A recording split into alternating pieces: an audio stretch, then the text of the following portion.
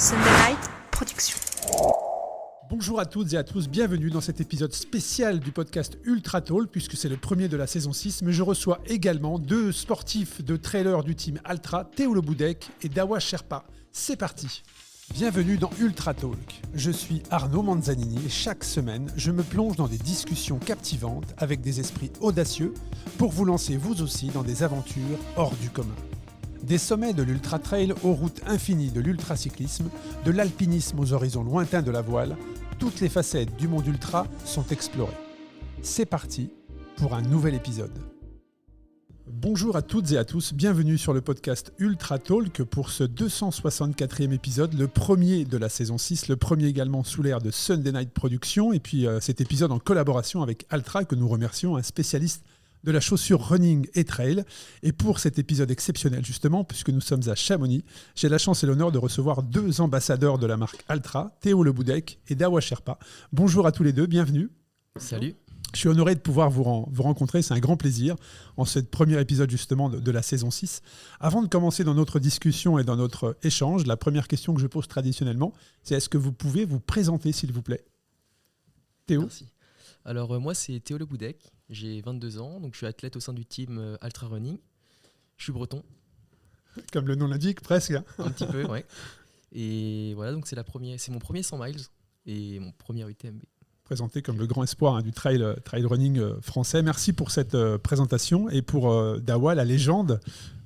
Bonjour, moi je suis un peu plus vieux que Théo. Voilà, je m'appelle Dawa Sherpa, je suis originaire de Népal depuis un certain nombre d'années que j'habite en France, entre les France, Suisse et Népal. Voilà. Et je suis content d'être là. On est très content aussi. Merci beaucoup. Donc Dawa, c'est vrai, dans l'introduction, par modestie, tu ne l'as pas positionné, mais c'est quand même une légende du trail running, de l'UTMB, puisque c'est le premier vainqueur de l'UTMB. Ouais, voilà, aujourd'hui, il y a 20 ans derrière, 20 ans. J'ai fait la première édition de UTMB et voilà, soi-disant, je suis le premier. Voilà. Tu vas nous expliquer tout ça. Ça fait rêver. Hein. Ça fait, ouais. Mais 20 ans, bien évidemment que ça fait rêver. Tu nous parleras justement de toutes ces émotions de cette première épreuve. Et si tu t'étais imaginé il y a 20 ans, être là aujourd'hui pour la 20e édition et voir comment l'édition, comment l'épreuve je ne sais même pas si on peut dire évoluer, a explosé peut-être. Et en tout cas, toute cette ferveur autour de l'UTMB à Chamonix. Alors effectivement, l'histoire débute en 2003 à Chamonix. La première édition qui était déjà un événement en soi, puisque 720 coureurs étaient au départ de la première édition pour seulement 67 finishers. Et donc le premier vainqueur est à mes côtés avec un grand honneur pour moi.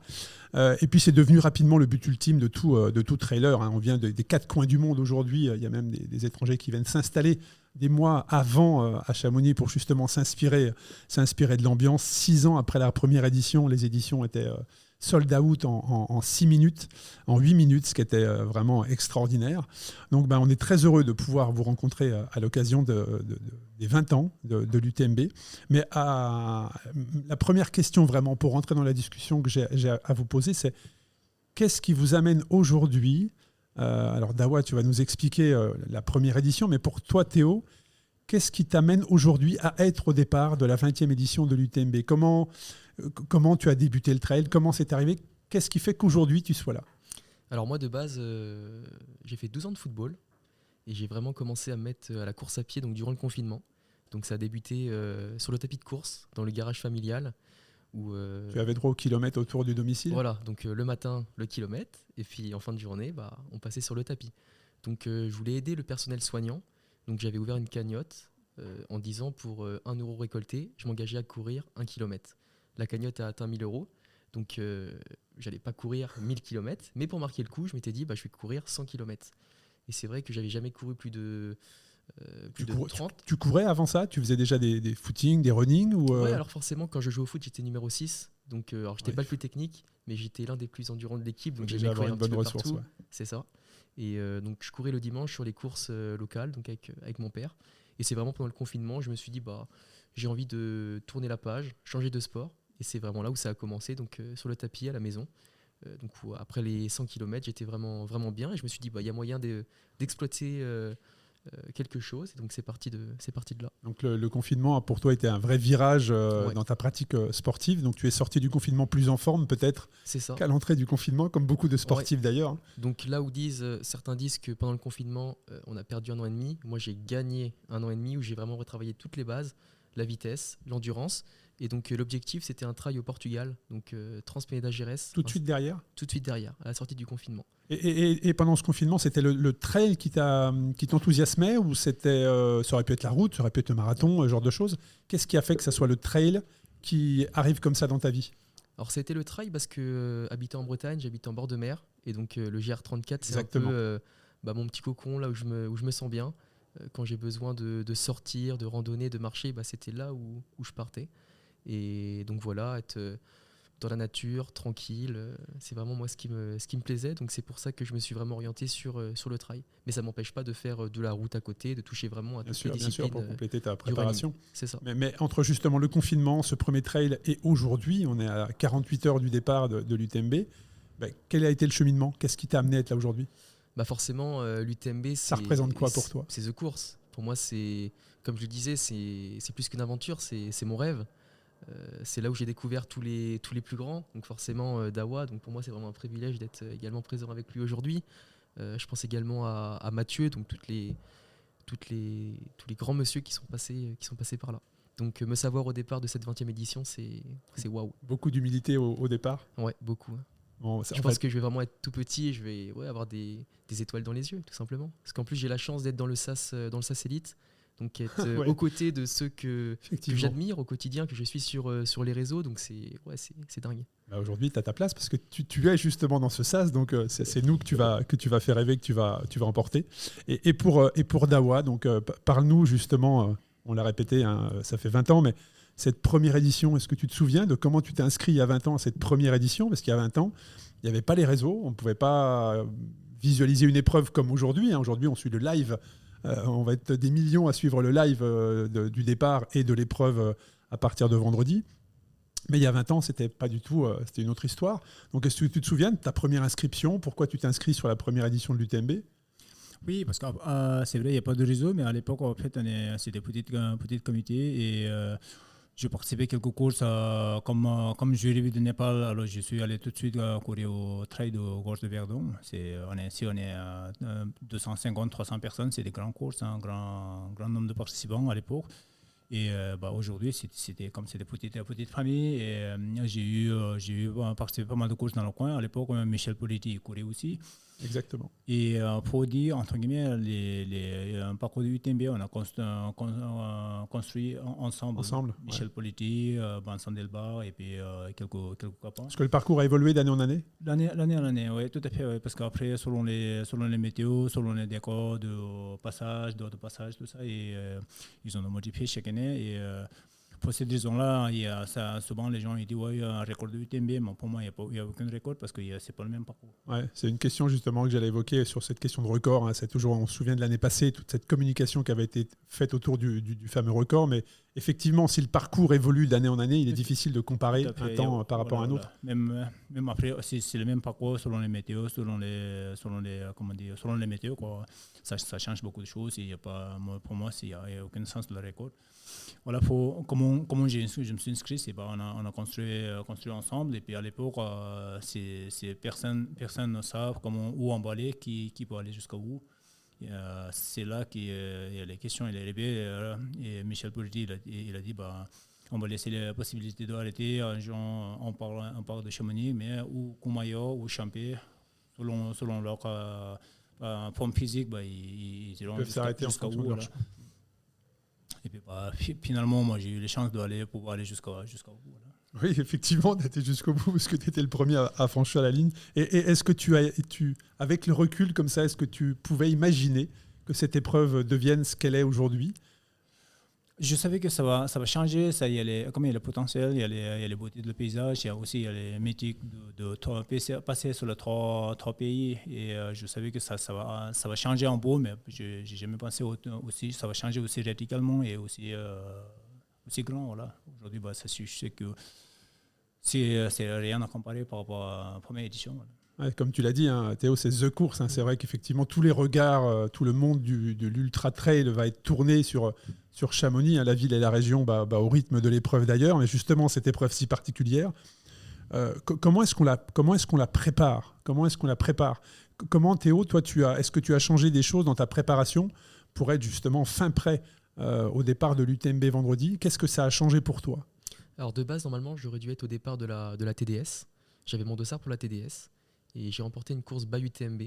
Parce que forcément, dans un coin de ma tête, quand on a monté le programme de la saison 2023 avec le coach, j'avais cette UTMB en tête, cette 20e édition. Donc il fallait passer par une course by UTMB. Et l'objectif, c'était soit de faire un podium ou de la remporter. Donc c'est ce qui s'est passé en Croatie. Il n'y a pas une épreuve, hein, peut-être by UTMB, mais j'ai regardé depuis septembre l'année passée, c'est que des victoires quasiment aux épreuves auxquelles tu as participé. Je pense que le déclic, ça a été durant l'Endurance Trail des Templiers.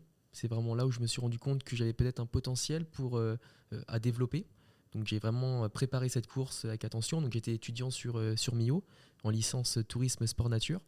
Donc ça m'a permis de pouvoir allier études et puis le sport à côté. Ouais. Et puis donc après la validation de ma licence, vraiment consacrer 2 mois à tourner sur le parcours de l'endurance pour vraiment connaître chaque détail, chaque caillou. Et au final, ça se clôture sur une très belle victoire. Et derrière, il y a Altra qui m'a sollicité un petit peu plus et on a mis en place ce beau projet. Donc très heureux de pouvoir continuer l'aventure avec Altra au quotidien maintenant. Alors tu parles de connaître le moindre caillou, mais c'est aussi notamment dans la longue distance et dans l'ultra, te connaître toi aussi, puisque l'ultra distance c'est très particulier comme discipline. Il y a effectivement la connaissance du parcours sur lequel tu vas évoluer, mais il y a aussi la connaissance des réactions de ton corps. Comment tu supportes l'alimentation, est-ce que c'est plus du salé, du sucré, le rythme, un départ rapide, un départ lent. Tout ça aussi, avec une jeune carrière que tu lances, il faut l'appréhender. Et c'est même bien plus. Quand on parle de sport, on pense souvent à l'aspect physique, mais il y a aussi l'aspect récupération, alimentation mental, et le mental. Le mental, avant surtout les courses, il y a toujours beaucoup de visualisation, se poser avant de dormir et pendant 5-10 minutes, fermer les yeux et puis voir le parcours, essayer de ressentir la course. Ça, c'est quelque chose que tu as mis dans ta préparation, la visualisation. C'est ça. Ouais. Avec les teams Altra justement qui t'accompagnent sur ce genre de choses? Non, ce côté visualisation, c'est vraiment par moi-même.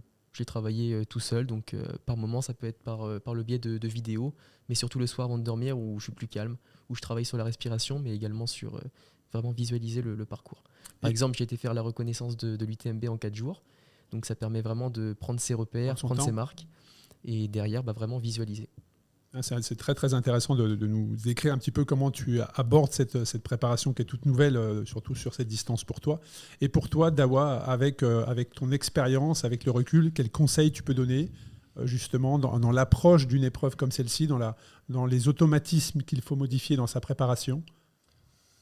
Après préparation, c'est sûr que pour quand même passer quand même un certain nombre de kilomètres, c'est très important parce que comme avec le dénivelé, mine de rien, il y a quand même pas mal de dénivelé et après, à un moment donné, même si souvent les gens ils disent c'est tout dans la tête, mais si le physique ça n'excède pas, la tête, si vous allez plus loin, après ça crée des dégâts sur le physique.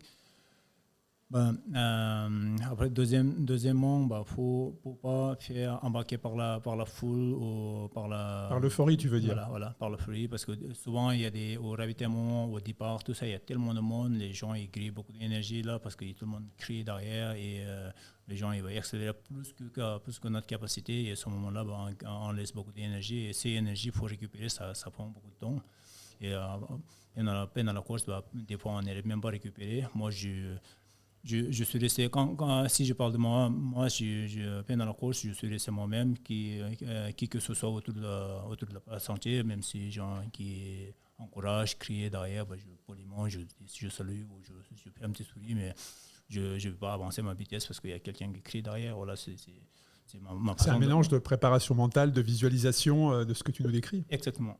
Et comme Théo vient de dire, la visualisation, ça c'est... En groupe, c'est un peu plus compliqué parce que chacun a sa façon de voir les choses, chacun a sa façon de préparer et aussi chacun a ses sentiments. Par exemple, moi, quand je suis un peu dans les défaillances, un peu de difficultés physiques, mentales, à ce moment-là, je penserai beaucoup de gens qui sont écoulé sur la lit de l'hôpital qui ne peut pas se lever. J'ai dit, moi j'ai la chance de souffrir ici, ce n'est pas une souffrance, c'est un plaisir. Personne n'est obligé de venir ici, je suis venu tout seul. Il faut que je sauve sur cette difficulté. Un reset mental pour repartir. Voilà. À un moment donné, tout d'un coup, il y a quelque chose qui se déclenche, on part naturellement. C'est sûr que là, à ce moment-là, si on plonge, on baisse un peu moralement de dire qu'est-ce que je fous là, pourquoi je ne resterai pas avec elle, comme certaines personnes sur le canapé ou dans un bistrot. C'est sûr que ça aide. Sur la longue distance, on peut toujours à un moment donné avoir ce genre de raisonnement quand les moments un peu down, où ça va moins bien, mais c'est justement dans la préparation mentale, dans la visualisation qu'on doit avoir la réponse à ce pourquoi. Exactement. Et si tu as la réponse à ce pourquoi, ce moment difficile va durer que quelques minutes et tu vas repartir. Après, si c'est une défaillance de mécanique, c'est sûr que pour réagir assez rapidement, il ne faut pas dire je vais essayer d'aller un peu plus loin parce que c'est mécanique, même si on pense que notre corps il est assez chaud, on est dans la relance. Si on pense essayer d'aller plus loin, ça veut dire qu'on compense ailleurs et ça risque de blesser, abîmer notre mécanique. Voilà, moi, je conseille à tout le monde de dire ne pas. C'est pas abandonner une course si on a des différences de mécanique. Voilà, parfois, certains échecs font partie des réussites à venir. Très clairement. Mais tu Ouais. parlais de la foule tout à l'heure. C'est vrai que c'est impressionnant. Moi, j'ai suivi le live l'année passée. Je suivrai aussi cette année. Mais je me suis fait le parallèle avec les virages de l'Alpe d'Huez dans certaines ascensions où un monde c'est ce qui est tout nouveau. Peut-être que dans l'avenir, on va être obligé de barriérer certaines portions, mais il est difficile, ça doit être difficile en tant qu'athlète, quand on s'élance, de ne pas se sentir des ailes, surtout au départ. Le départ de l'année passée est parti sur un rythme juste incroyable. N'importe quel endroit, parce qu'ici, en UTMB, on va avoir ici au départ beaucoup de monde jusqu'à Zou, après Saint-Jacques séparé, Contamine séparé. Et donc il y a plusieurs endroits où tu peux te laisser entraîner, effectivement. Chapiot séparé, et quand on est le Courmayeur, c'est encore la même chose. Et puis si on laisse un tout petit peu d'énergie chaque fois, c'est ça.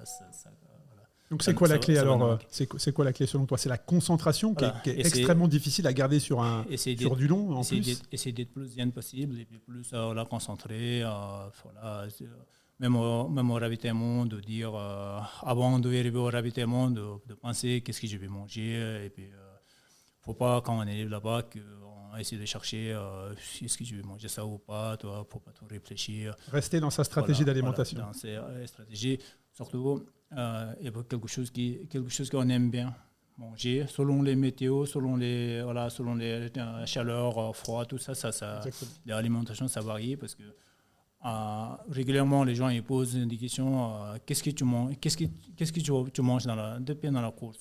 Moi je dis ne me demandez pas qu'est-ce que je mange, mais quand je mange parce que ça varie. Tu n'as pas, ce que tu veux dire, c'est que tu n'as pas de stratégie fixe. Non, je n'ai pas une stratégie fixe, justement, selon les climats, ça varie les nourritures. Et moi, je dis, demande-moi plutôt quand je mange, ça veut dire anticiper de manger. Parce que une fois qu'on a faim, c'est trop tard. Une fois qu'on a soif, c'est un peu tard. Voilà. Donc tout est dans l'anticipation, ce qui est la clé aussi de la réussite de la longue distance. Ouais. C'est très intéressant. On va arriver sur l'aspect un peu stratégie. C'est un peu ça la stratégie d'alimentation dans la longue distance. Ça fait partie de la réussite. Justement, dans l'équipe Altra, est-ce que vous échangez entre vous sur les différentes stratégies adoptées, les retours d'expérience? C'est vrai que moi, je suis vraiment le plus jeune. Je suis le petit jeune de l'équipe. Donc forcément, j'ai peut-être cette fougue, mais j'ai ce manque d'expérience. Donc quand on se lance sur un 100 miles, il y a plein d'éléments qui me manquent. Donc on parlait avec des garçons comme Hugo Ferrari, qui m'apporte vraiment une ressource pour pouvoir terminer ce tour sans problème. C'est quoi ton interrogation aujourd'hui, justement, Théo, 48 heures avant de te lancer, dans ces grandes questions? Qu'est-ce qui t'interpelle? Qu'est-ce qui t'interroge? Forcément, il y en a plusieurs. Mais il faut rester le plus calme possible, ne pas perdre ses moyens, parce que sinon, c'est déjà course perdue. Moi, ce qui peut me faire peur, c'est que je sais que mon corps peut courir entre 10 et 13 heures sans problème, mais derrière, il y a une zone d'ombre. C'est l'inconnu. Et c'est ça qui me plaît. En gros, je pars avec une feuille blanche et il y a tout à écrire. Ce qui veut dire que ton rythme sur les 13 premières heures dont tu parles va être un peu plus lent en anticipation de la suite, ou est-ce que tu vas maintenir ton rythme et puis ça sera le grand saut après à la 13e heure. Est-ce que ta stratégie est en place à 2 jours avant le départ? Elle est en place. Après, forcément, par rapport aux courses que j'ai faites en début de saison sur des 60 km ou à Istria sur un 110, c'est pas les mêmes allures. Il faut être beaucoup plus prudent. Comme disait Darrois, il ne faut pas se laisser porter par la foule, par les cris. Forcément, ça booste. Moi, je sais que je suis un coureur assez rapide. Donc, sur le départ, pendant 8 bornes, c'est en faux plat descendant. Et c'est là où il faut vraiment mettre le frein à main. Et même mettre le frein à main jusqu'à Courmayeur, jusqu'au 80e. Et puis là, se dire, OK, je suis bien, je relance, je suis pas bien, je ralentis un petit peu. Et puis derrière, on verra la suite. Et puis dans la longue distance, il y a le plan A, ce qu'on avait prévu. Et puis, est-ce que tu as prévu un plan B, un plan C? Parce que généralement, dans la longue distance, on peut prévoir les premières heures, effectivement. De là à prévoir la totalité de l'épreuve, ça serait vraiment une chance incroyable que tout se déroule comme on l'avait imaginé. Donc, est-ce que tu as dans ta stratégie un plan idéal? Et puis, un plan, si ça ne se passe pas comme je l'avais prévu, est-ce que tu as étudié différentes possibilités, que ce soit sur le physique, qui soit un jour sans peut-être, ou alors l'alimentation qui ne se déroule pas comme on l'avait prévu et qui peut générer des problèmes gastriques? Est-ce que tu es resté sur un plan très précis, ou est-ce que tu as quand même prévu des au cas où? J'ai quand même prévu un échappatoire si mon plan A ne fonctionne pas bien. Donc j'ai quand même une prise de hauteur par rapport à la course. Donc non, moi j'ai envie de faire le point à Courmayeur. Je vais partir sur des bases, donc avec un groupe. On part avec Hugo, Aubin et puis Alexandre Boucher. Et puis ensuite, je ferai le point là-bas. Mais c'est vrai que généralement, j'ai pas envie de me mettre cette pression de chronomètre. À Istria, plus sur les sensations alors. Exactement. À Istria, j'étais parti sur 11h30 de course. Et au final, les sensations étaient tellement bonnes. Je suis parti avec le groupe de tête. Alors attention, je dis pas que je partirai avec le groupe cette année, parce qu'on reste sur une distance qui est pour moi inconnue.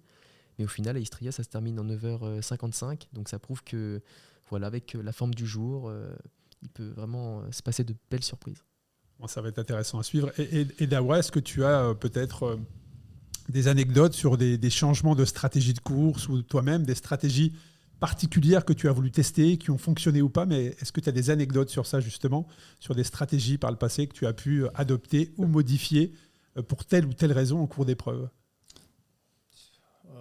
Honnêtement, j'ai jamais trop cherché vraiment des stratégies particulières. J'ai essayé de rester naturellement possible et puis adapté à la nature. Quand tu dis naturellement possible, c'est à l'écoute de tes sensations, voilà, principalement. Écoute de la sensation, et puis après niveau matériel, tout ça, c'est sûr que quand il pleut, il faut avoir des vêtements adaptés, et puis aussi des vêtements de rechange à des endroits, même plusieurs endroits, parce que sur le UTMB, c'est quand même long.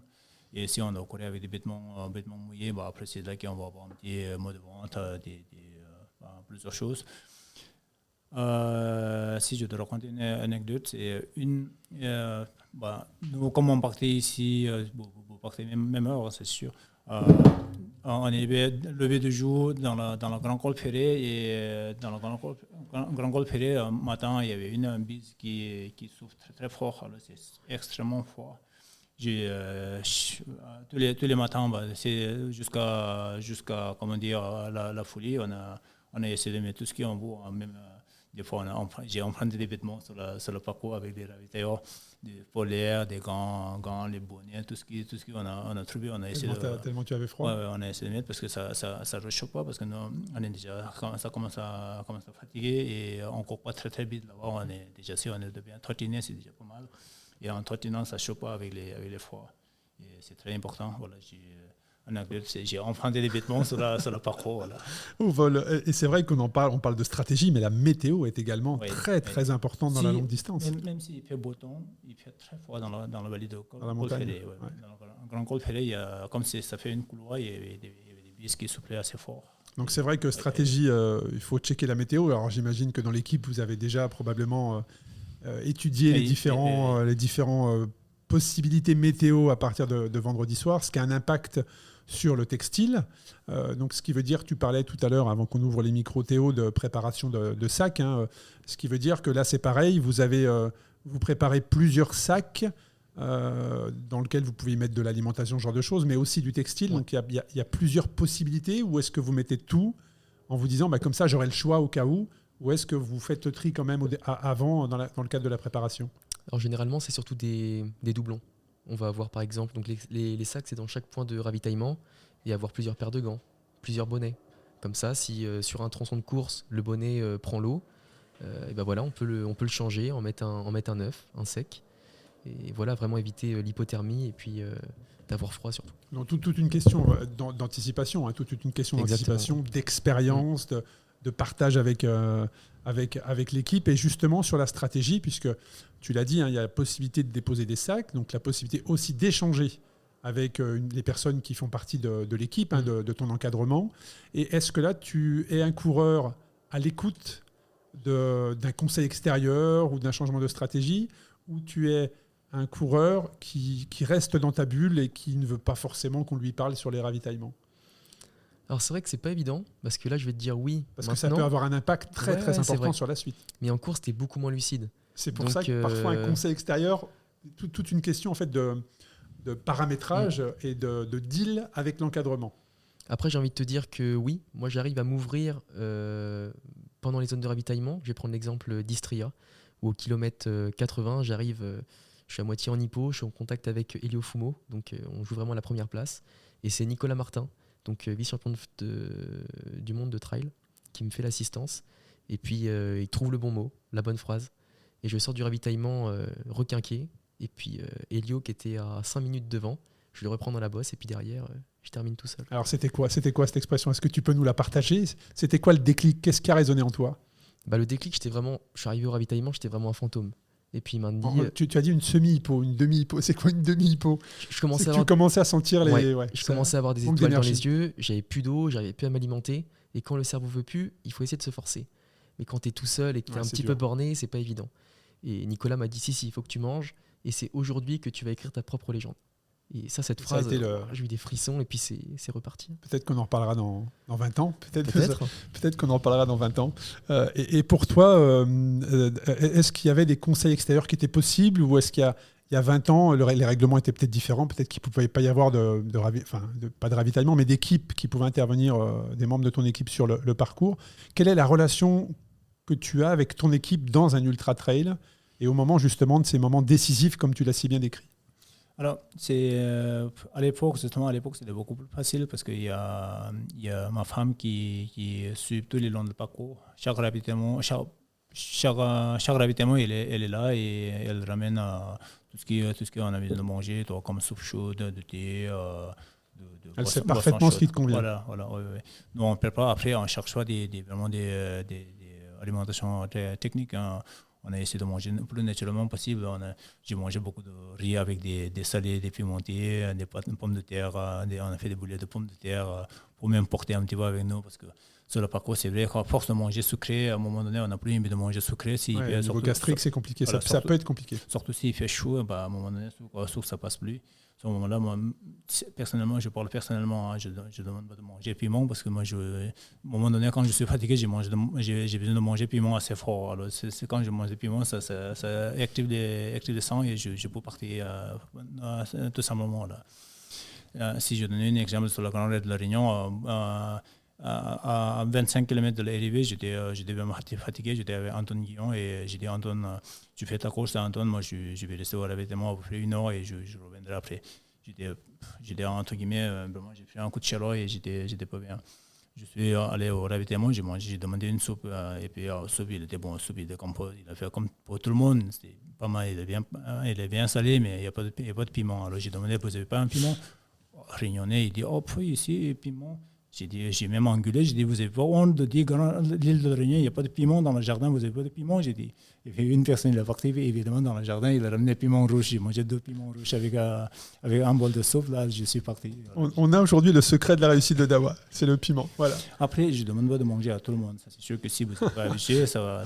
Ça risque d'être compliqué au niveau gastrique pour la suite, effectivement. J'ai des flammes. De l'épreuve, effectivement. On parle de stratégie, juste une petite parenthèse sur les datas. Est-ce que vous êtes des athlètes attirés par les datas, sensibles aux datas, les pulsations, ce genre de choses.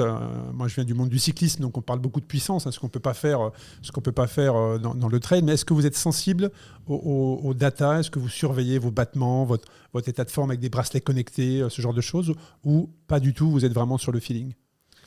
Alors, personnellement, moi, j'ai jamais fait. J'ai jamais pris le temps, lequel battement de corps, tout ça. Sur le Froggy, un médecin il m'a dit, j'ai fait un contrôle de, je sais plus, j'étais pas très bien, j'ai fait un contrôle à Genève. Il m'a dit, au repos, vous avez 43. C'est pas exceptionnel, mais c'est pas mal. Il m'a dit, tout ce que je sais, c'est ça. C'est ta seule relation avec les data, c'est 43 euros. Voilà. On apprend plein de choses aujourd'hui sur cet épisode. Le piment, le battement de cœur, c'est intéressant. Et pour toi, Théo? Et moi, c'est plus au réveil. C'est vrai quand je cours pas avec la ceinture, parce que la ceinture me gêne. Et au poignet, donc forcément, il peut y avoir des petits décalages par rapport au battement, donc c'est pas fiable à 100%. Par contre, je dors avec ma montre. Et le matin au réveil, quand je suis en dessous de 40 battements minutes, je sais que ça va, je suis en forme. Par contre, si le cœur bat un petit peu plus vite, c'est qu'il y a de la fatigue. Ouais, ce que j'allais Donc dire. par rapport à ça, il faut réadapter l'entraînement ou taper un petit peu moins dans les réserves. Donc vous êtes suivis tous les deux par un coach, j'imagine, avec lequel vous partagez ce genre de choses? Ouais, donc moi je suis suivi par Christophe Malardet. Donc Christophe, c'est le coach de François Daen. Donc c'est vrai que j'ai une chance énorme parce que là, il m'a vraiment fait une préparation aux petits oignons. Et depuis qu'on collabore ensemble, tout se passe très bien. Donc ouais, j'ai vraiment de la chance de pouvoir... Tu sens que tu es en forme physique, est-ce que tu pourrais dire que tu es dans la forme de ta jeune carrière? Forme de ma vie, je me sens bien. Après, à confirmer le jour de la course. C'est vrai qu'on peut avoir de très bonnes sensations avant la course et puis faire une non-course. Ouais, Moi, ce que j'aime bien, c'est avoir les jambes lourdes avant la course. Et généralement, quand j'ai les jambes lourdes, c'est que ça promet une belle course. Et pour toi, Dawa, tu as déjà par le passé collaboré avec des coachs ou tu te fais toi-même tes propres programmes de par ton expérience, tes connaissances? Alors, moi, je ne suis pas très, très discipliné. Voilà, j'ai fait comme j'ai pu, mais je n'ai jamais eu de coach toute ma carrière. À part quand j'ai fait des skis de fond pour les Jeux Olympiques, tout ça, j'ai eu des entraîneurs. Alors là, tu m'amènes sur un sujet, effectivement. Voilà. En préparant cet épisode, j'ai découvert que tu avais participé à 3 reprises aux Jeux Olympiques. 3 Jeux Olympiques, j'ai participé. Voilà. Pour le Népal? Pour le Népal, ton tout pays, à fait, effectivement. Ouais. Tu peux nous partager ça, t'expliquer dans quelle discipline, hein, parce que là, on n'est pas dans l'ultra-trail. Alors, Jeux Olympiques, dans quelles circonstances? J'ai participé au ski de fond. Ski de fond et pourquoi je suis arrivé, c'est pour dire pourquoi je suis arrivé sur le ski de fond. J'ai fait une course qui s'appelle Himal Race au Népal. C'est une course de 1000 km. Et 1000 km, mais c'est un par étape avant 1000 km, pas d'un coup. Pour pas aussi. Voilà. Course à pied ou en ski de fond? Course à pied. Course à pied. C'est course de 1000 km. J'ai gagné cette course. Et puis ça a apparu en bas dans les journaux locaux. Finalement, il y a le comité olympique du Népal qui essaie de me contacter et puis on a rencontré. C'est là, il m'a dit Dassiri, on a besoin d'une personne comme toi pour représenter le Népal aux Jeux Olympiques. Il m'a dit, voilà. Est-ce que tu avais déjà fait du ski de fond avant qu'on te fasse cette proposition? Justement, je viens de ça parce que c'était février, c'était décembre 2002. Et j'ai fini la course, et puis 2002. Et les Jeux Olympiques, c'est des Jeux Olympiques, mais Jeux asiatiques au Japon. Le comité olympique il m'a contacté pour aller au Japon, représenter le Népal aux Jeux asiatiques. Il m'a dit comme ça. J'ai dit c'était à quoi? Je pense que comme ils ont vu que sur les journaux, j'ai fait une course à pied. Je crois que c'est la course à pied. J'ai dit avec plaisir. Moi, j'ai jamais été au Japon. C'est le meilleur moyen de découvrir le Japon. Je participe, j'ai dit. Finalement, par curiosité, c'est quelle discipline et combien de distance? Il m'a dit comme ça. J'ai dit comme ça, il m'a dit non, c'est ski de fond. J'ai dit ski de fond, j'ai entendu parler beaucoup, mais pour l'instant, j'ai jamais touché les skis de fond. Il m'a dit comme tu habites en Suisse, tu as la possibilité, si tu ne peux pas participer, et personne d'autre ne peut participer aux Jeux Olympiques. Il m'a dit comme ça. Quand j'ai entendu ça, je crois en faisant comme ça va marcher. Voilà. Je vais essayer de préparer. À l'époque, je ne connais pas les skis rouges, je connais rien, il n'y a pas de la neige. J'ai essayé d'acheter un petit patin roller, j'ai essayé de patiner un peu dans la garage, un peu sur la route après le boulot à Genève. Et c'est comme ça qu'on se retrouve au JO. Voilà. Et puis j'ai attendu jusqu'à la neige qui tombe et après je suis allé au G. J'ai fait 6 cours de 2 heures. Au bout de 6 cours, je suis allé au Japon. J'ai fait 30 km, j'ai fini dernier, j'ai tombé 5 fois. Est-ce que tu as dit au prof qui t'a donné les cours que tu venais prendre des cours pour faire les JO? Tout à fait. Ouais. Il a dit dans la descente, il faut faire ça, il faut pas, si tu tombes, c'est pas grave, tout le monde tombe. En tout cas, c'est une super anecdote, c'est une super histoire. Voilà, félicitations. Pendant 30 km, je suis tombé 5 fois. Ça, c'est sûr, je ne cache pas. J'ai fini dernier et à la fin, les médias japonais ils m'ont dit tu étais déçu de finir dernier. pour moi, c'est normal que j'ai pas d'entraînement, j'ai plus d'entraînement, c'est pas déçu, mais j'ai dit, si c'était en japonais, vous ferez quoi, j'ai dit. De toute façon, est-ce que vous avez vu une course, il n'y a pas le dernier, quoi. Exactement. En tout cas, voilà, je voulais juste que tu nous partages cette anecdote parce que moi, quand j'ai préparé cet épisode et que j'ai vu ça, il fallait absolument qu'on le positionne dans le podcast. J'aimerais qu'on parle également du matériel qui, depuis 20 ans, depuis la première participation, a énormément évolué, que ce soit pour la marque que vous représentez, pour les chaussures aussi, très clairement, ça a évolué. Comment vous vous situez par rapport à ça? Donc, parce qu'il y a deux écoles, on va dire, toi qui arrives effectivement dans ce monde de l'ultra avec ton jeune regard, donc du matériel déjà à tes dispositions, et puis pour toi, du matériel qui a considérablement évolué. Donc, quelle est votre relation avec le matériel? Est-ce que c'est quelque chose qui, pour vous, est très important ou on vous donne une paire de chaussures, vous courez avec la paire de chaussures sans savoir, ou vraiment vous vous attachez à essayer de comprendre sa composition, qu'est-ce qu'elle va vous apporter? Alors déjà, par rapport au matériel, moi j'ai toujours aimé courir de façon minimaliste. Donc c'est vrai que quand je suis arrivé sur des distances un petit peu plus longues, qu'il fallait charger le sac, sortir 2 flasques, donc t'es un petit peu plus lourd, moi ça me gênait un petit peu. Mais voilà, il faut rester un peu par rapport à la montagne, donc voilà, il faut se charger. Mais c'est vrai que par rapport au matériel, comme tu disais, par rapport aux chaussures, donc moi j'ai la chance d'avoir couru pendant le confinement avec les chaussures Altra.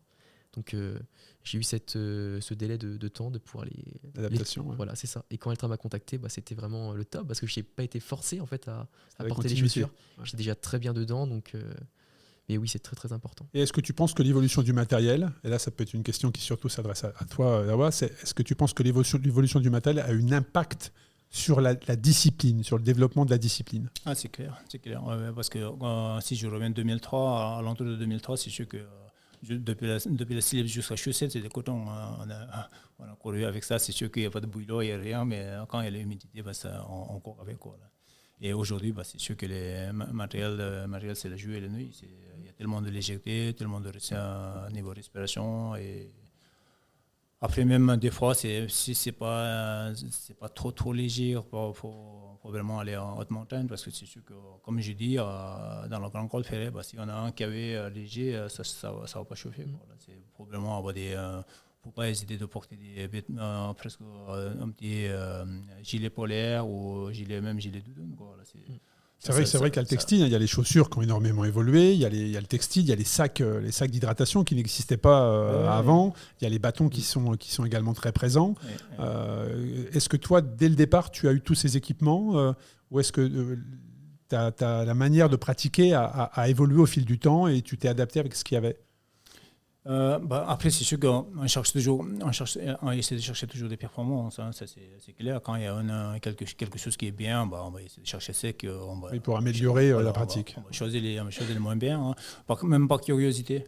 Hein, c'est de dire peut-être ça va changer un peu de confort, performance, un peu de performance. C'est sûr qu'on cherche, tout le monde est sur le même chemin, je pense. Et aujourd'hui, je pense que le matériel est tellement évolué comme chaussures Altra, tout ça, je pense on ne va pas chercher encore mieux que cela, quoi. Légèreté, confort, c'est sûr. Moi, quand je cours, on court avec une pantoufle, quoi. C'est clair. En tout cas, c'est intéressant. J'ai hâte de tester. Un grand merci au passage. On parle également, tout à l'heure, tu as parlé des records. Et que pour toi, ça n'avait pas effectivement de lien puisque les parcours étaient différents. Et pour toi, Théo, est-ce que, sans te demander est-ce que tu veux aller chercher un record, pas du tout, mais est-ce que pour toi, ça peut être une source de motivation par contre? Est-ce que c'est une référence? Est-ce que tu t'attaches à ça ou il y a un record qui viendra s'il doit venir? Quelle est ta relation avec alors, il y a la performance en tant que compétiteur, mais il y a aussi le record. Est-ce que pour toi, c'est une fin en soi ou tu t'es détaché de ça pour le moment? Comme disait Dawa en début d'émission, au final, le chrono, il peut changer d'une année à l'autre par rapport aux conditions, par rapport aux gars avec qui tu seras au départ. Donc au final, non, faut pas se rattacher à un chrono. Je pense pas. Bon, c'est intéressant. C'est vrai que l'année passée, moi je me souviens, ça avait été le sujet de battre le record et au final deux participants étaient tombés sous les 20 heures. Mais ça montre quand même que voilà, ça va de plus en plus vite. De plus en plus vite. Sur une discipline qui est censée être d'endurance, et on voit que au final ça court. Ça va très faut vite. être rapide, faut être endurant, donc au final faut être un coureur complet. Coureur complet, je crois que tu utilisais le bon mot. Rappelle-nous le temps que tu as mis en 2003 lorsque tu as gagné. Alors 2003, c'est après je dis. C'est pas le même parcours, voilà, mais on parle de battre le temps des 20 heures, ouais, ces fameux 20 heures. Rappelle-nous le temps que tu as mis en 2003. J'ai mis 20h05. 20 heures et 5 minutes. 20h05 minutes, oui. Déjà, moi, je savais à peu près parce que selon le vitesse qui est en cours, quand au début, comme j'ai parlé à Vincent Delbar, à Michel Politi, on était plusieurs fois sur le parcours et avec Kersab Jakro aussi. Et un jour, en discutant avec Kersab et Vincent, il dit Kersab dit ouais, 18h, et Vincent il dit ouais, 18h, 19h, ça jouable. Moi, j'ai dit, écoutez, les amis, si quelqu'un qui finit à 20h, je tire mes chapeaux, j'ai dit. Et finalement, j'ai fini 20h. J'ai fait 20h05. Par contre, à l'époque, le seul souci, c'était le niveau frontal, c'était pas performance de tout. Oui, c'est vrai, probablement. Et pour dire, depuis Balorcine jusqu'à Chamonix, j'ai mis 2 heures. J'ai tâté en bois avec les pieds, un bout de pied, si j'ai pas un trou, comme il pleuvait tellement, il y a tellement d'eau sur le parcours. Forcément, ça fait baisser la moyenne. Ça fait baisser la moyenne, exactement. Quand j'ai arrivé à Chamonix, Catherine Politi m'a engueulé. Il m'a dit qu'est-ce qui t'a foutu d'avance? J'attendais depuis longtemps. T'es parti, il y a eu 2 heures de Balorcine. Il m'a dit comme ça. Je t'ai expliqué, Catherine, un jour. Oui, parce que c'est vrai que vous n'êtes pas équipé de GPS. Hein. Vous avez vos badges, vos dossards qui vous détectent quand vous passez sur des tapis. Avec l'application LiveTrail, il y a une prédictibilité d'une durée, d'un temps de passage probable au prochain point. Mais entre ces points, on ne sait pas précisément où vous vous situez. Il y a une prédictibilité, donc vous avez les curseurs qui bougent effectivement en fonction d'une moyenne. Mais on peut se poser la question de qu'est-ce qui se passe. Mais pour avoir eu la chance de visiter ces 2 dernières années le PC Sécurité de Chamonix, il y a des anges gardiens qui veillent sur vous et qui sont là pour surveiller l'épreuve et que tout se passe bien. Faut dire, au Balorcine, quand j'ai arrivé à Balorcine, dans la tente de ravitaillement, ils ont posé des palettes, ça flottait sous l'eau. Il y a tellement d'eau. Et quand j'ai passé au col de Seine, il y a 3 personnes qui est censé être là-haut. Il faut contrôler les coureurs et pour la sécurité. Ils étaient tous cachés derrière un caillou. Il m'a juste fait le signe avec les mains de descendre derrière Italie parce que ça tombait des grêles comme ça. La grêle est tombée sur le caillou. Il était protégé. Un dernier point sur le record, sans parler de le battre quoi que ce soit. Théo, quand tu vois les temps de l'année passée, qu'est-ce que ça t'inspire? Ça fait rêver. Ça fait rêver et puis ça permet aussi de se positionner par rapport au chrono que je vais établir cette année. Me dire, voilà, je suis à tant de temps de Kylian, ou ça permet vraiment d'étalonner, de marquer une performance. Ouais. C'est vrai que pour moi, l'UTMB, c'est quand même le championnat du monde de trail running. C'est là où se retrouvent tous les meilleurs. Donc voilà, ça permet vraiment de se positionner par rapport aux autres. Ça, tu as anticipé sur ma question, hein, puisqu'on va arriver sur la fin de l'épisode. Et ma question était justement, depuis ces 20 dernières années, on a expliqué comment avait grandi l'UTMB, mais qu'est-ce que ces 2 courses a de si spécial selon vous? C'est un mythe. Et qu'est-ce qui fait que c'est devenu un mythe? C'est quoi? C'est la communication, c'est les images, c'est les temps, c'est les champions, c'est un mélange de tout ça. C'est le temps parfois, c'est des drames malheureusement, parce que dans la longue distance, ça peut arriver. Et c'est arrivé sur les 2 dernières années. Mais qu'est-ce qui fait que cette épreuve est devenue si mythique justement? Après, je pense que c'est la communication. Communication, et aussi après, c'est quand même un endroit les endroits aussi qui est mythique. Il y a les Mont Blanc, il y a aussi ça traverser 3 pays. Il n'y a pas beaucoup de courses qui est comme ça, traverser 3 pays. Et puis aussi, c'est un mélange de plusieurs facteurs. Sommet le plus haut de l'Europe qui est mieux. Et je pense, nous, on connaît tous les gens qui habitent ici, les Français, ou comme moi, je suis népalais, mais j'habite ici, on se rend pas compte, mais il faut dire certaines personnes qui viennent de loin. Je pense que c'est tellement important de voir les Mont Blanc et passer sur les 3 pays. Il y a maintenant, je pense, de plus en plus d'étrangers qui vont arriver et puis les Français, il y a moins en moins de Français qui vont arriver sur la UTMB, je pense. Oui. Bon, c'est très bien résumé. Et dernière question pour Théo, on se sent comment à 2 jours du départ? Comment tu es dans ta tête en fait? Ça se passe comment?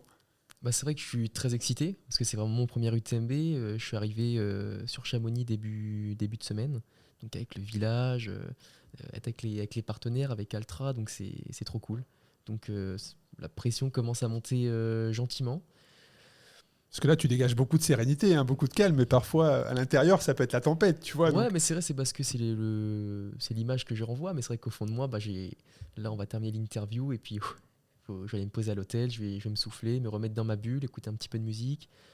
Tu écoutes de la musique pendant l'épreuve ou Pas pendant la course. Non. Pendant la course, je vais vraiment être dans ma bulle. focus? Focus, être en contrôle de l'environnement autour de moi, savoir ce qui se passe. Moi, ce que j'aime pas avec la musique, c'est que ça a un impact en fait sur le rythme. Si on Exactement. passe d'une musique un petit peu plus rude à une musique un petit peu plus douce, bah forcément le rythme il peut baisser ou accélérer, donc ça peut vraiment dérégler la course. Tout à fait. Et pour toi, Dawa, ça te fait quoi de revenir tous les ans? Pour moi, ça me fait plaisir de voir les coureurs déjà. Les trailers aujourd'hui, ça devenait grand. UTMB, il y a beaucoup de monde, mais à la base, les trailers, c'est presque ma famille, quoi. J'ai le plaisir de voir tous les anciens trailers qui ont couru ensemble. Et aussi tous les organisateurs. La plupart des organisateurs, c'est des amis. Des amis, ouais. Voilà. Pour moi, c'est une réunion. Même si je ne cours pas, je suis là un peu sur le parcours de temps en temps, si ça me permet. Et voilà, juste histoire de retrouver tout le monde. En tout cas, un très très grand merci. On arrive sur la fin de l'épisode. Un grand merci à vous. J'ai beaucoup de chance. Je mesure à chaque fois la chance que j'ai de recevoir des invités, plus particulièrement aujourd'hui. Donc un grand merci. Puis je vous souhaite le meilleur pour la suite. Merci. Merci à vous. Je souhaite très très très belle course pour toutes les équipes ultra. Et puis prenez soin de vous. Et puis faites belle course. Et quel que soit le niveau, premier comme les derniers, voilà. Prenez des plaisirs et prenez soin de vous. Et puis merci beaucoup Dawa pour ta disponibilité. C'est vrai qu'on s'était rencontrés à Courchevel cette année. Et vraiment, ouais, tu m'as apporté beaucoup de conseils et tu es vraiment quelqu'un que j'apprécie humainement comme sportivement. Donc merci beaucoup. Merci à toi. Merci à vous tous et puis à très bientôt pour un nouvel épisode du podcast Ultra Talk. Merci. Merci d'avoir écouté cet épisode captivant d'Ultra Talk. J'espère que cette conversation inspirante avec des individus audacieux vous a laissé avec de nouvelles perspectives et une motivation renouvelée. N'oubliez pas que vous aussi, vous pouvez embrasser l'extraordinaire dans votre propre vie. Restez connectés sur les réseaux sociaux Ultra Talk et sur le site ultratalk-podcast.com. Continuez à vous aventurer et à repousser vos limites. À la semaine prochaine pour un nouvel épisode passionnant d'Ultra Talk.